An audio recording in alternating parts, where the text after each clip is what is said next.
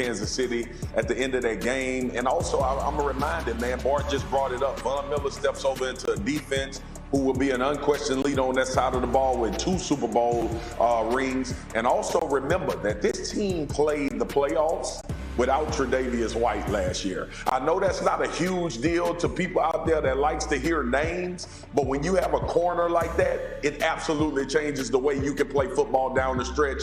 And I might add, if he would have been a part of that Kansas City game, we may have looked at a different outcome. So Tre'Davious White being back, Von Miller implementing leadership, I'm going Buffalo Bills because we know they're going to be fine on offense. Bart, who you got? I mean, listen, you don't have to try and reinvent the wheel. Marcus Spears set us on the right course. It's got to be the Buffalo Bills. And you also talk about the small players, the complementary players that they brought in, bringing in Jamison Crowder, who's one of the best slot receivers in the game. Gabe Davis is a budding star. You look at what he did with Kansas City last year.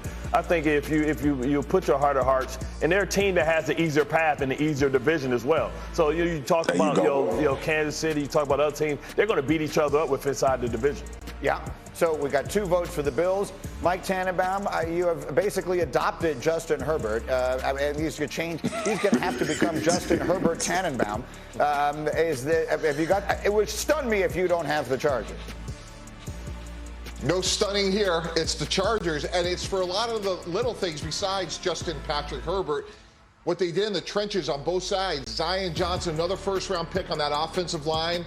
We know they could score, but if we go to the other side of the ball, Swagoo, I'm surprised you didn't talk about guys like Austin Johnson, Sebastian Jones-Day. They fortified their run defense. And then, guys, how do you close out games? Bart, you know this. You got to be able to sack the quarterback. Right. Not only do they have Joey Bosa, but they added Khalil Mack. This is the most complete team in the AFC. All right, I wanted to go a different direction. And look, I thought all of you would take the Jets. Otherwise, I would have taken the Jets because that seems like the overwhelmingly obvious pick. But you know what? We've talked about it this morning. Sometimes history repeats itself. Sometimes in Baltimore, a quarterback bets on himself, wins the Super Bowl, and winds up becoming the highest paid player in the National Football League. I think Lamar Jackson could do just that. This is a team that was the 1 seed in the AFC last year at a point in the season where I think they called me to come play running back and secondary for them. They were so banged up. If this team stays even remotely healthy, I believe the Baltimore Ravens have an excellent chance of winning the AFC. And DraftKings Sportsbook is an official sports betting partner. Open their season a week from Sunday against the Jets. What have people you've talked to him? Because there are some who might say if he doesn't have a new deal, he should not play. He should not step foot on that field. There's something called a hold in now that players will do. They don't hold out, but they hold in. Mm-hmm. You have an injury all of a sudden and you don't play. What have the people you've talked to in Baltimore told you about that? Lamar Jackson has been remarkable in the building, on the field. He's practicing. He looks great.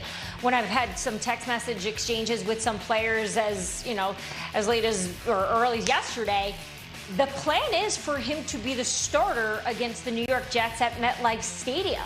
So unless something changes between now and then, the team is going about their business. They're in meetings. They're preparing. They're doing all their game prep as if Lamar Jackson will be under center. So translation to me is Lamar Jackson's going to go out on the field with or without a contract. We don't know that for a fact until we see him in his uniform in New Jersey, but that seems to be the plan at this point.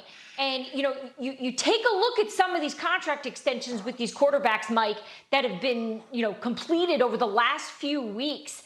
And I'm shocked, actually, that they haven't equaled the Deshaun Watson guaranteed money, because Mike Tannenbaum's perspective on this from a business side was a sentiment shared by a lot of agents I talked to. I'm not signing my quarterback up anything less than what Deshaun Watson got. So the fact that Denver was able to get Russell Wilson, new owners, by the way, remember 3 weeks ago, brand new ownership here, came in and was able to get this deal done.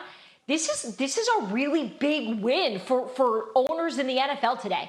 Let me get Marcus in here. Marcus, because I have had players, the old way of thinking anyway, is you don't set foot on that field without an extension. Are you okay? Marcus Spears is a human being just caring about another one, about a football player and a human being who stands to make, money beyond almost anyone's wildest imagination. Are you okay with him playing this season without an extension?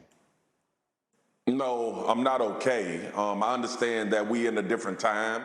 And to Bart's point, what we've been talking about, you can still get paid based on the Dak Prescott, but I'm not okay. Listen, man, we know this game is fleeting. We know how serious of nature and physicality that this game entails and what you may go through or may not. And very rarely are we seeing injuries that's ending guys' careers, but we are seeing injuries that's hurting guys' money.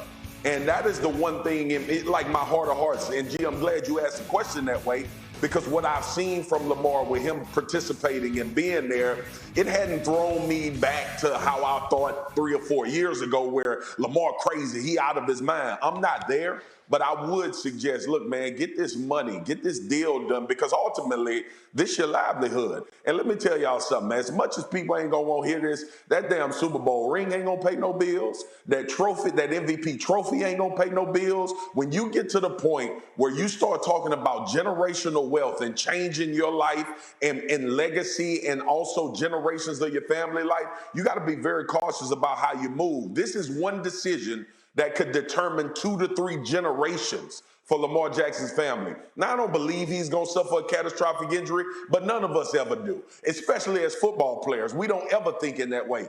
But I just, like as a brother, if I was his brother or a family member, I'd be like, hey, man, you need to think about going out here and playing before you get this money tied up. And lastly, like, I understand the Ravens side of this. Like, I'm not going to be naive. If you want to throw Lamar Jackson $215 million guaranteed and he's saying no to that, as an organization, you can feel slighted because that's a lot of money. And the anomaly in Cleveland, obviously, if you basing that off of how you're going to negotiate as an agent, I think a lot of these guys are going to be in for a rude awakening. Let me ask, Bart, I know you want to get in on that, but there's something I need to ask you. Yeah. Because you are very connected to the Ravens and you understand the dynamics of things that are going on. Yeah. And I've not gotten your perspective because we don't hear much from Lamar on this. Right. And we have actually heard stunningly little about these negotiations in total because there's no agent involved. None of the places leaks usually come from are involved here. So when you see Lamar go on social media earlier this week and say, no, they didn't offer me $250 million, when you see him liking a picture of himself in a Dolphins uniform, what does that mean? I mean, it's no different than what Aaron Judge is saying when he told the little kid not to, worry. He can always be a fan of Aaron Judge. Right. It's just, it's passive aggressive, right? And that's what's happening right now. But listen, to go Is that a problem? No, not to me. We all understand that what he's doing. He's trying to defend himself without really coming out and saying much. But when you go back to what Marcus was saying, here's why it's not a big deal to me, right? First of all, Lamar Jackson's 25 years old. He's a young player. Whether the contract is guaranteed or not, nobody's cutting the franchise player. Yeah. He's going to see the life of that contract regardless. I understand that there's no such thing. There's no such thing. He's going to get another contract. That's the funny part about it. This is just the beginning. Like Patrick Mahomes is going to get another contract. But this is what you do. You're still going to get your money. At least everybody knows that back in the day, it used to be the Raiders that used to go crazy. They used to guarantee. His leadership, he got a new contract. Cliff Kingsbury got extended. Kime got extended. And you are doing the first 6 weeks of this season without DeAndre Hopkins. You bring over Hollywood. We will see if Kyler Murray is taking this next step maturity to be the ultimate leader for the Cardinals. Diana, who are you watching week 1? Mike, we have talked about Tua on this show for 6 months straight. Some of it because we know the pressure's on, and they've made some really good changes. They've got some excellent additions there in Miami, and Tua needs to perform. Obviously, with the addition of Tyreek Hill, I am so over talking about Tua. I can't wait to see it. He's not the only Alabama quarterback in that game. Mike T, who are you watching? Mac Jones, same game, same position, same school.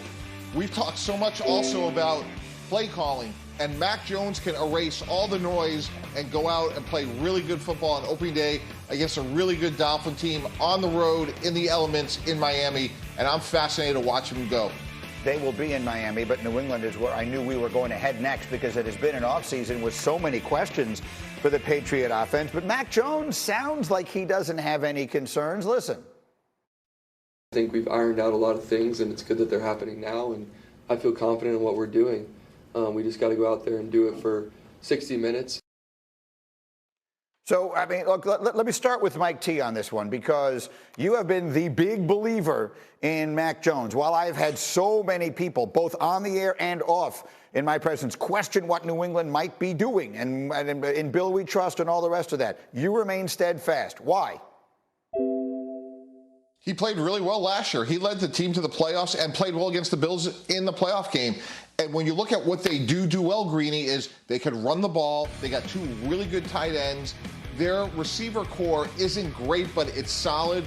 Losing Tyron Thornton is concern because he was the rookie from Baylor that had a lot of speed. But Mac Jones won't make mistakes. He won't turn it over. And they're going to be a hard team to beat. They're not going to be explosive, but they're not going to have self-inflicted wounds. Yeah, and that's fair. And they're well coached. And Marcus, I mean, we give Bill Belichick the benefit of the doubt. As well we should. But as far as the roster, I'll just put this out there for what it's worth. When ESPN ranked the top 100 players in the National Football League, do you know how many of them play for the Patriots? 0. Do you know how many teams had 0 players on that list? 5. The others were the Jaguars, the Lions, the Giants, and the Jets.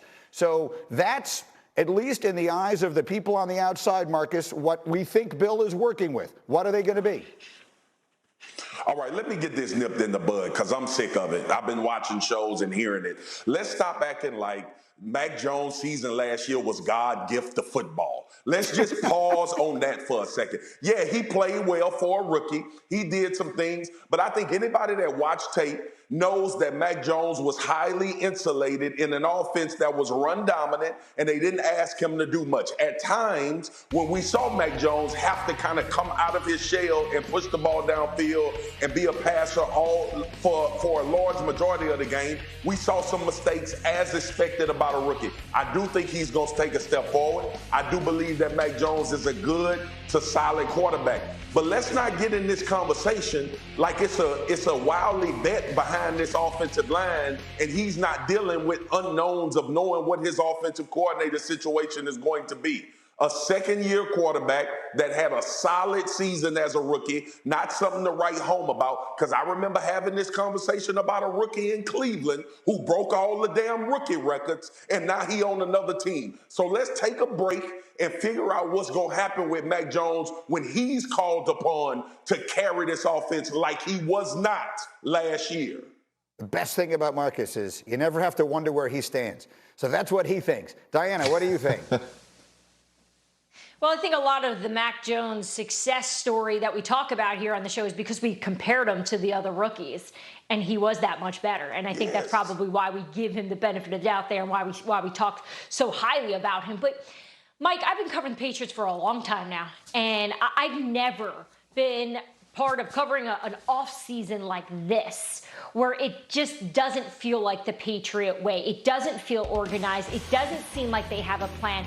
And look, maybe the mastermind Bill Belichick wants us to all believe in this chaos and wants other teams and other coaches, because I've had conversations with other teams about the New England Patriots, like, what do you think about them? And they all say the same thing, like, what is going on up there? They haven't figured it out yet. And I appreciate Mac Jones being the leader of the team, saying we've ironed it out and all that. He's saying all the right things. He's a great kid. You ironed it out in a couple